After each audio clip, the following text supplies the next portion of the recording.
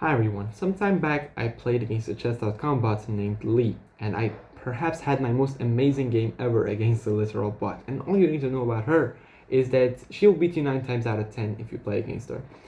And another thing is that if you're curious to know why I was not posting for such a long time, it's been like 4 or 5 weeks, is that the internet was shut down completely in my country in Iran, and the reason for that is that many people were killed, and I cannot really elaborate any further, or I'll be in deep trouble. I would ask you to look it up on the news yourself. Thank you for your attention, and let's get into the video.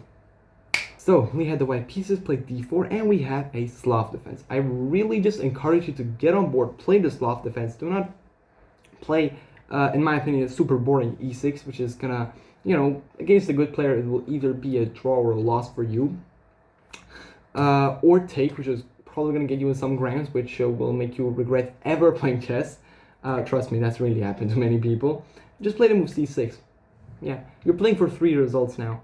Enough with the show talk. Now let's get on with the game. Knight to 3, and the knights get out. And in this position, there are 3 main moves. There's a6, which is the Shebanenko Slav. There's e6, which is known as the semi-Slav, and also the pure Slav with d takes c4. This is not at all coming for this test tomorrow. It's just some nice trivia for you to know so you can impress your dates next time out, although I guess you'll probably still fumble. Although, good luck anyway. One move you don't play is bishop f5. Why? Because then I'm going to trade, and then I'm going to play queen b3. I'm going to hit b7, and perhaps your best move at this point is to just go back. And moving twice to just get your bishop to where it was is definitely not a good deal. Just do not try this at home.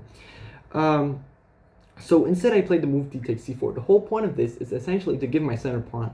But say, you're either going to let me be up a pawn, or you're going to spend some time or waste it, you may say, to just trying to win it back. For example, the main move is a4. Then, I play bishop f5, and life goes on. You find a way to take on c4. You do stop b5, but the thing is that b4 is weak after the move a4. And generally, that's like one of the only things you have. Black, it's very complicated. This is a critical approach, in fact. But it's not in the video today because the game is not about that. I will look at that in a couple of more games later on, in other videos. But for now, let's just get on with the game. They played a radically different solution. They played the move e4. She's essentially saying, you took my pawn, I will take your soul, man. So okay, I just defend. Now they play e5. So you may say, why are they giving me the d5 square? The thing is that the pawn is vulnerable in and of its own because I'm looking at ideas like b4. So I just gain space as well and bring my pawn out of danger. Now they play a4. They play e6. They take, and my only way to preserve the pawn is to trade and then take back.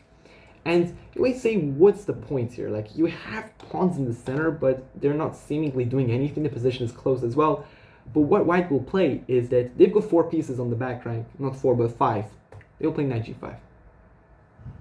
This seems weird, but the thing is that the knight is coming in with backup. Queen f3 is going to hit f7, and it's going to hit h8 as well. And that's going to be GTs for you, so bishop e7. Now, queen h5. It seems like you're getting mated, but don't worry, you're not really getting mated. g6. Now the main move here is to play the move queen g4. Eyeing some sacrifice ideas on e6, plus h4, h5, trying to open the position.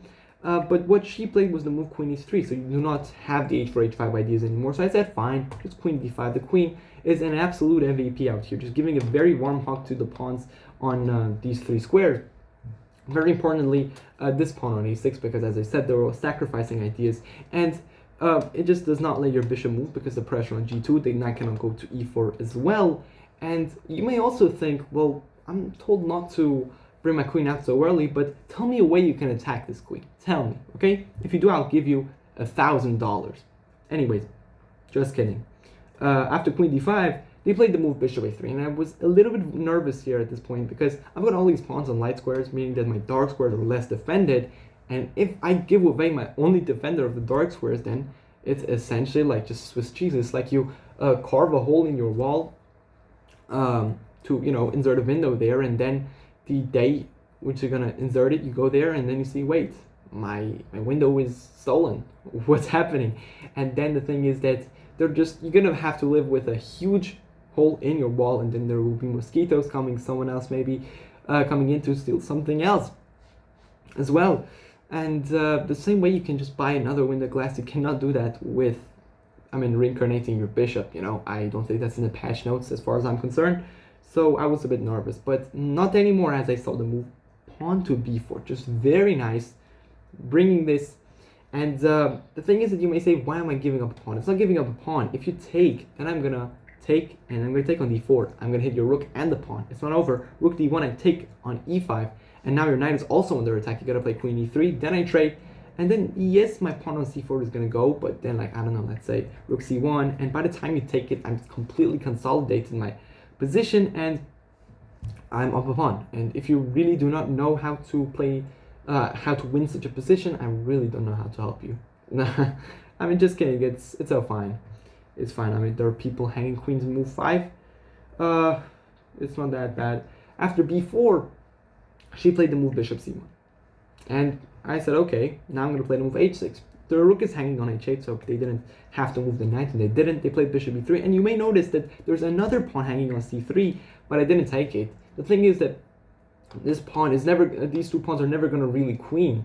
The way you can justify this move is to play like something knight c6, rook over here, bishop g7 perhaps, just trying to put pressure on these pawns and like dominoes falling essentially. Just this impressive pawn center completely collapsing. But what I did was to play the more ambitious move, pawn to b3. Now these pawns are like money in the bank. What I gotta do is play a5, a4, a3, a2, b2, queen, queen, just sweep the back rank, then just take all the pieces, then just bring my hands, just shake hands, say, good games, GG, I won.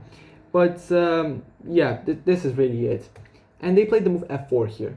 I just played a5. I will introduce to you like the goofiest move sequence you've ever seen. a4, a3, a2, and essentially, you see, nobody on a7 became the all-star protagonist on a2, just bringing the gun to the antagonist's head, said, you didn't expect me to do this, huh? Right? And now here in this point, Lee just got completely insane, played f5, and then took on f7, and I was like, wait, is there anything wrong? Because you definitely second guess yourselves when you're just moving like this, definitely.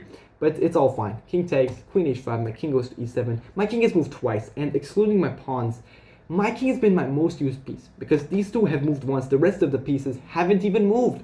This is like exactly what you would see in a Guess the Elo game with Levy just shouting at the black side saying you're just trash, you're a disgrace to the community, you should never play chess again. But this works. I really gotta say, you have to play the Slav. And here they go queen g6, looking at queen f6 ideas. I could have just queened, but I played knight d7. I wasn't in the mood to perhaps, destroy my masterpiece. Rook a1 now, it's very weird, of course. Even like basically bipolar stuff. Just going back now to d1 and knight queen. Now they play the move bishop f2, looking for bishop h4 check, after which the only move is to give my knight away, and then they're gonna sort of have some checks and an attack perhaps. I again was not looking for complication. I basically could have taken the rook, and I'm essentially up 17 points of material with the queen to boot. But I didn't do this because I, again, didn't want complication. And I just played the move king d8. I just ran away. And now they take, and see, when you can queen once and move 25 and move 27, you know something is wrong. And this thing can only happen in the Slav defense. You guessed it. I really don't know what more should I do to just convince you to play this, man. Play it. Come on. h3 here, and again, I was not looking for complication. My philosophy with life, apparently.